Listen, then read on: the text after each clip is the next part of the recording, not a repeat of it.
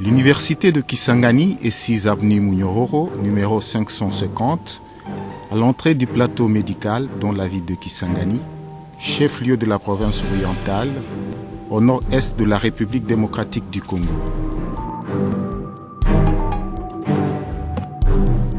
C'est la 33e plus ancienne université africaine. Elle fait partie des 3 premières universités congolaises et des plus prestigieuses d'Afrique centrale. Elle fut créée le 23 octobre 1963 à Léopoldville, à l'initiative des missionnaires protestants sous le nom d'ULC, Université libre du Congo, au moment où les provinces du Haut-Congo, actuelle province orientale, et celle du Kivu, ne comptaient pas un seul établissement d'enseignement supérieur.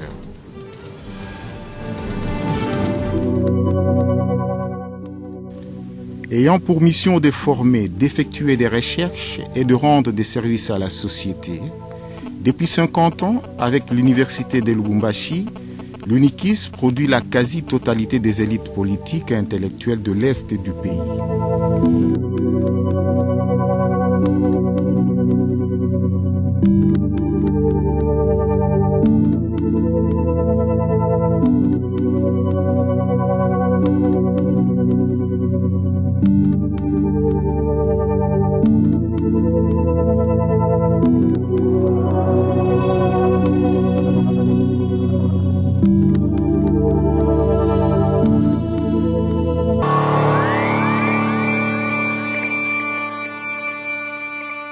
Mais une mission dans un contexte particulier. En 1964, la rébellion marche sur Stanleyville.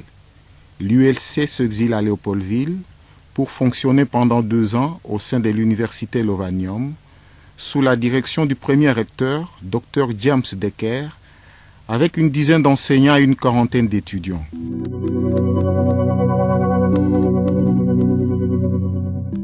Elle s'exile par la suite à Luluabourg, actuel Kananga, chef-lieu de la province du Kasaï occidental. L'université a changé de nom 3 fois. L'université s'appelle ULC, Université libre du Congo. Pour les conseils protestants du Congo, il fallait une université chrétienne qui admette de soumettre la foi à la critique de la science. La devise est alors sagesse, Dieu, liberté.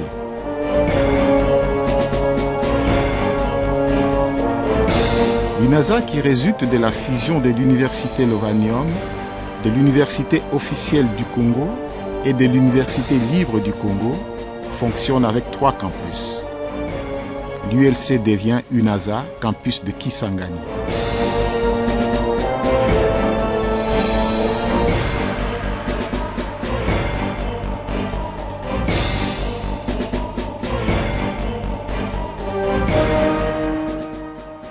UNASA, campus de Kisangani, devient Université de Kisangani.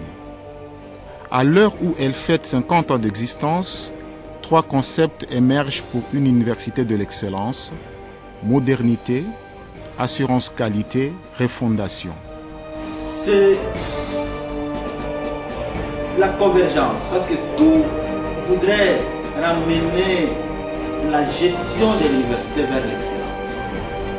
La modernité, notamment à travers les infrastructures modernes, qu'il faut moderniser. On a réhabilité. Vous voyez que nous-mêmes aussi, nous avons fait un effort pour construire. Voyez?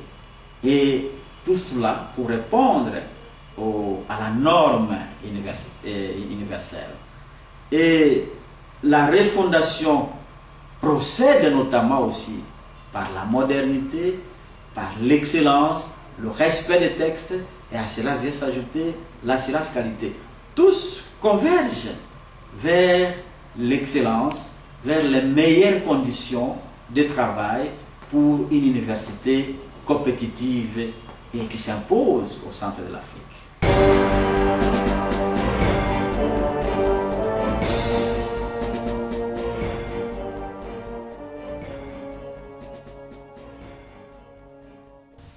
En 2010, le président Joseph Kabila décide de la réhabilitation totale des infrastructures, des bureaux administratifs aux auditoires, en passant par l'amphithéâtre et la bibliothèque centrale.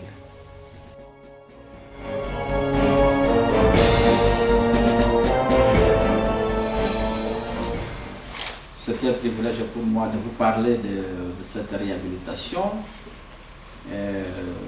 qui jusqu'aujourd'hui demeure encore partielle parce que le plan de réhabilitation tel que retenu le programme du chef de l'État et du gouvernement de la République doit être global, et complète et inclusif. Et comment on en est arrivé? Je crois que tout part d'abord du programme du quinquennat, du premier quinquennat du chef de l'État, 2006-2011, qui était placé sous le signe du social. Et le social, à travers les 5 chantiers, réservait une place importante à l'éducation. Et c'est ainsi que dans son programme, le quinquennal, le président de la République avait fait de la réhabilitation des infrastructures scolaires et universitaires une de ses priorités.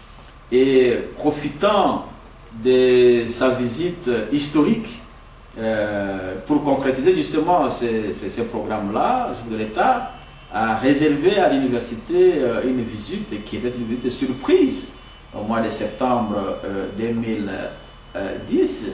Et il a visité pour la première fois les bâtiments administratifs. Et moi-même, je n'étais pas là. Je me trouvais en mission en Europe.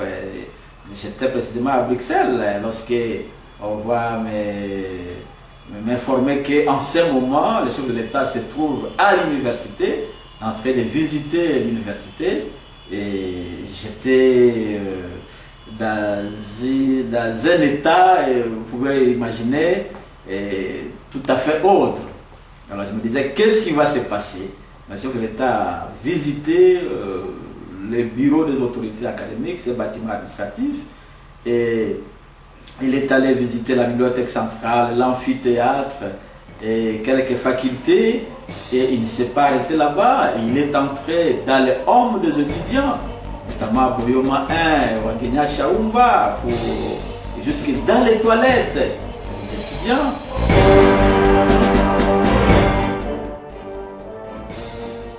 La cellule assurance qualité multiplie les conférences. Grâce aux parents d'élèves qui ont répondu à l'appel des fonds, la première action d'envergure entreprise par la cellule reste la construction de 8 classes.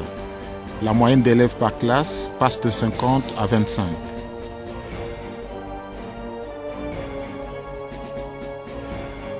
De plus en plus, nous sommes inondés de demandes d'inscription qui viennent des autres provinces. Il y a 2 ans, 3 ans, l'université était réduite pratiquement à un niveau provincial. Mais aujourd'hui, comme ça se faisait dans les temps, on est en train de révéler cette situation-là, de voir les étudiants de Kinshasa, de Lubumbashi, des autres provinces demander l'inscription ici. Quand ils voient les images des bâtiments qui circulent sur Internet, sur certaines chaînes de télévision, ils ont envie de venir étudier ici. Et c'est à nous maintenant de mériter cette confiance, d'assurer la maintenance de ces infrastructures réhabilitées. La conséquence est aussi la renommée de l'université de Kisangani. Si nous sommes en train aujourd'hui d'accueillir le conseil d'administration, pour la 2e fois d'accueillir la cérémonie d'ouverture de l'année académique, c'est compte tenu de tout ce que les gens apprennent que l'université de Kisangani a été réhabilitée et modernisée. Il y a un impact certain pour l'avenir de l'université. L'UNIKIS compte aujourd'hui 9000 étudiants dont la formation, cours et travaux pratiques est assurée par plus de 500 enseignants, dont 132 professeurs et une dizaine de docteurs en thèse. Les cours s'organisent dans 8 facultés et une école supérieure. Au sein même de l'université fonctionnent les cliniques universitaires, 2 écoles pilotes, l'école maternelle Moana, l'ITEM UNIKIS, Institut technique médical, l'école primaire UNIKIS, l'école secondaire Institut UNIKIS et les COSTOUR, école supérieure d'hôtellerie et de tourisme. Celle-ci fonctionne comme une faculté à part entière.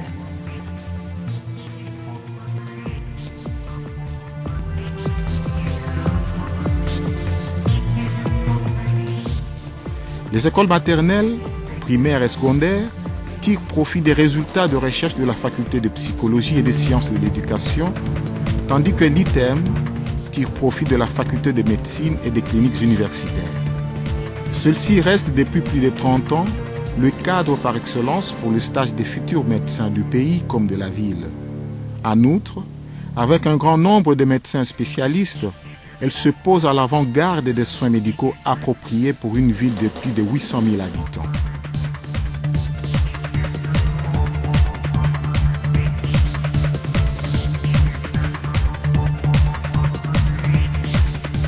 À propos des services rendus à la communauté, la faculté des sciences a énormément contribué dans la multiplication des boutures de bananes et la vulgarisation de la culture de riz de bas-fond, comme ici dans le collecteur de Djoubou-Djoubou, en contrebas du campus central. Aujourd'hui, nous allons jusqu'à à 200 quelque chose de kilomètres. Nous sommes allés vulgariser ce système à Bafoussine. Et là, on a appuyé une association avec 6 hectares et ça fonctionne jusqu'aujourd'hui. Alors aujourd'hui, là, nous continuons aussi à continuer à faire la vulgarisation avec Scholastica, avec le père Jacques, avec le père Wilson. C'est un peu ce que nous faisons ici. Ce sont les activités que nous faisons ici. Mais en résumé, pour produire les riz, il y a plusieurs opérations que nous faisons dans les casiers. Au départ, nous avions installé seulement une superficie de 20 sur 20 avec des riz inondés, donc des riz de bas-fond. En fait. Mais quand les gens ont vu que ces riz poussaient très bien et qu'on pouvait planter les riz chaque année, sans tenir compte de saison, parce que le bas-fond est toujours humide, les gens ont envahi la vallée. Et nous avons ici été obligés de recourir à des partenaires pour avoir des moyens pour organiser complètement le bassin. Et maintenant, donc, le bassin aménagé dépasse 5 hectares. On pouvait le constater. Ça, c'est un premier site. Donc, et nous savons que comme les bas-fonds, il y en a beaucoup qui s'organisent dans ces régions, et si les gens pouvaient effectivement utiliser les bas-fonds, on aurait moins de faim, et on aurait plus de revenus provenant de la culture des riz. Vous voyez, les riz, ça se bien. Et la pauvreté allait aussi diminuer.